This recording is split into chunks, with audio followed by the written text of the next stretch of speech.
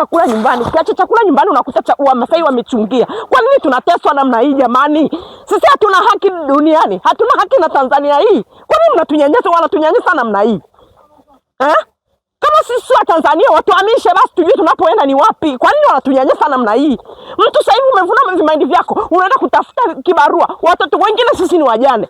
Tunatoka tuende tukatafuta hata kibarua watoto wetu wale. Hao watoto hawezi kula, kwa tunabaki tukikaa tukilinda vimaindi hapo nje jamani. Kwa nini? Umeacha kiunga nyumbani, unakuta Wamasai wameingia wamechukua unga. Umekuta ni maji umeweka hapo, akija wanachukua. Ukikutoka ukirudi unakuta watoto wamepigwa jamani. Kwa nini tunanyanyasika hivi Tanzania hii?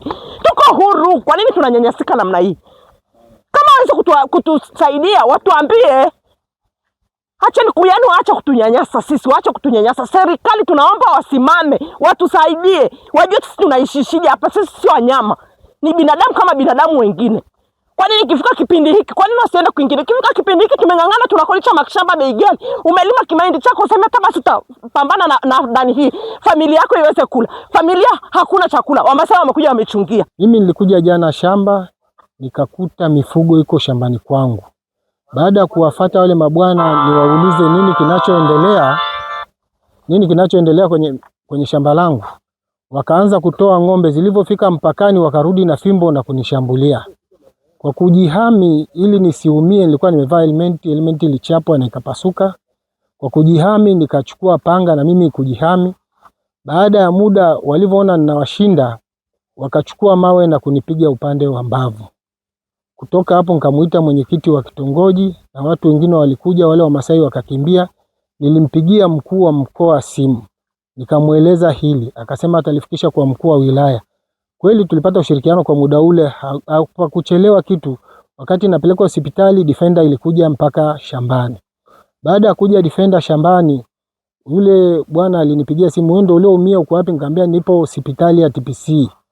Ananiambia basi pitia polisi uchukue P3 ili utibiwe vizuri. Nilivyoenda wale mabwana, mwenyekiti wa kitongoji nilimuuliza wamefikia wapi. Mwenyekiti wa kitongoji aliniambia nimewaambia wale Wamasai wale pale, lakini hawakuwafuatilia, wao waligeuza gari na kurudi Moshi mjini. Tunasani Rais wa Jamhuri ya Muungano wa Tanzania atusaidie, hili janga ni kubwa.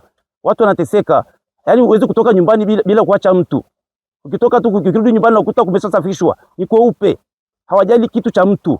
Changamoto yangu mimi kwa hawa Wamasai, wanapotoka huko kwenye malisho, wakifika huko mtaani wanaingia sehemu ambayo kuna sehemu nimetengeneza kisima changu cha samaki.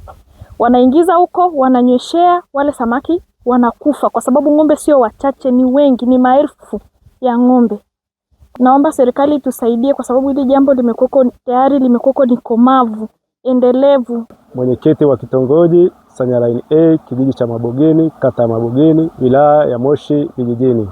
Changamoto iliyokuwepo, wafugaji kuvamia mashamba ya wakulima ambao ni wananchi ambao naishi nao. Hii changamoto imeshakuwa ni miaka mingi, karibia miaka 5, na watu wanavamiwa na wafugaji, wanapigwa. Tunatoa taarifa, amna msaada wote tunaupata. Tunaomba msaada serikalini, lakini bado hatupati mwafaka wa wafugaji. Tumeweza kukaa vikao vingi katika kitongoji, tukakubaliana na wananchi, wafugaji mtu yote asipokee mfugaji, na mfugaji atakapokuja katika kitongoji cha Mabogeni ajieleze, kwa sababu mifugo yote ilipigwa chapa kujua mifugo, idadi ya mifugo ya kitongoji chetu au kijiji chetu cha Mabogeni. Kijiji chetu cha Mabogeni ni kikubwa na kina mifugo, lakini tunapoendelea kuvuna mahindi, kabla tujavuna, wafugaji wanakuja wanaingiza mifugo, wanachungia mazao na kupiga wananchi. Mwaka jana pamepigwa watu wengi sana, wengine paka sasa ni walemavu, na walienda wakatoa taarifa, wamelazwa hospitali, hamna msaada wote tuliopata serikalini. Tunaomba serikali iangalie kwa kina, sababu janga linaloendelea sasa, wanaingiza kwenye mazao na kupiga watu bila sababu. Kama jana pamepigwa mtu na shamba lake, amevamiwa na kupigwa. Kumekuwa na mwingiliano mkubwa sana wa wafugaji, na kwa bahati mbaya wafugaji hao hawatoki katika wilaya yetu ya Moshi. Ikishafika kipindi hiki tu cha kiangazi, tayari watu wanatoka wanataja kwamba wanatoka wilaya ya Simanjiro, wanapitia eneo moja inaitwa Msitu wa Tembo, wanaleta mifugo huku. Ni marafiki na baadhi ya wafugaji na pia tukaunda kamati zinaitwa kamati za usuluhishi ambazo zinajumuisha wafugaji pamoja na wakulima, kwamba hakuna mwananchi yoyote anayeruhusiwa kupokea mifugo kutoka kwa wengine. Alafu inakuja kuwa shida huko, lakini pia hata kuhamisha mifugo kutoka eneo moja mpaka eneo jingine lazima uwe na kibali cha kuhamisha hiyo mifugo. Sasa kuna tabia moja, wakulima wanauza mabua baada ya kuvuna, wanauza mabua kwa wafugaji. Tunasema hayo mabua ambao wanauza kwa wafugaji wanatakiwa kama wewe bwana Masawe umeuza mabua yako kwa mtu mmoja anaitwa Mzava, akate hayo mabua apeleke huko kwenye mifugo yake ende akalishe. Kwa sababu ukiruhusu tu aingize kwenye hilo shamba la bwana Masawe ambaye amekuuzia mabua, wale vijana wanaochunga wanashindwa kucontrol mifugo, kwa sababu wakati mwingine inakuwa mingi inakwenda hadi kwenye shamba la mtu mwingine. Hiyo ndio control mechanism ambayo tulikuwa tumeiweka.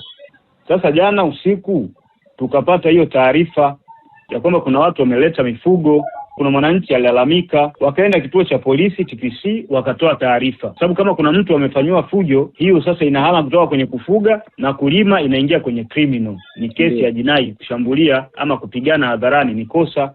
Kwa lenyewe litasikilizwa na kushughulikiwa kijinai. Polisi wakatoka wakaenda katika eneo la tukio, wakafanya ukaguzi kwenye eneo. Kwa bahati mbaya wale ambao wametuhumiwa wametoroka. Polisi wanaendelea kuwatafuta ili wakiwapata hatua sasa za kijinai ziweze kuchukuliwa kwa wale ambao wamelalamika, kwa sababu kuna mwananchi amelalamika kwamba ameshambuliwa. Hiyo ndio hatua ambayo inafuata. Sasa tumeshaelekeza idara ya mifugo ya halmashauri na jeshi la polisi watashuka tena kule chini kwenda kuona hali sasa ikoje na kutekeleza haya maagizo ambayo tumewapatia. Ndio hatua ambayo inafuata. Lakini pia wananchi wetu wasiseme kwamba hawasikilizwi. Wanasikilizwa ngazi zote. Na hiyo kesi walishapeleka hadi kwa mheshimiwa diwani. Mheshimiwa diwani amewasikiliza na mtendaji. Tena na leo tena mtendaji amekwenda pale kwenda kuwasikiliza baada ya kusikia tena kwamba kuna hiyo changamoto. Na polisi wanakuja na mkuu wa idara ya mifugo wa halmashauri ya mifugo. Lakini pia jeshi letu la polisi linacho kitengo cha kudhibiti mifugo na wenyewe pia wanashuka kwa ajili ya kwenda kuwasikiliza na kuchukua hatua. Kwa hiyo kipindi cha kiangazi anakuaga hivyo, lakini hatua zinachukuliwa na serikali. Na mimi nishashuka huko zaidi ya mara 2 mara 3 kwenda kuzungumza nao wote, jamii ya wafugaji na jamii ya wakulima kwa pamoja. Hata mtu yoyote yule akitaka tu wewe kukwambia kwamba bwana wewe Masawe, mimi nimeshamalizana na kiongozi wako wa kule juu, ndio hivyo kweli?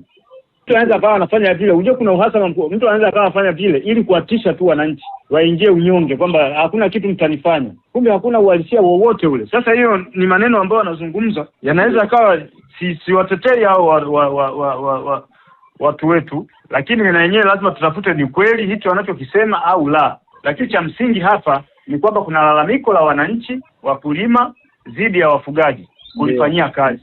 Si ndio bwana? Ili tupate amani na utulivu, wakulima na wafugaji waendelee kuheshimiana na kila mmoja akae kwa usalama na kwa utaratibu. Hakuna ambaye yuko juu ya mwenzie. Hakuna.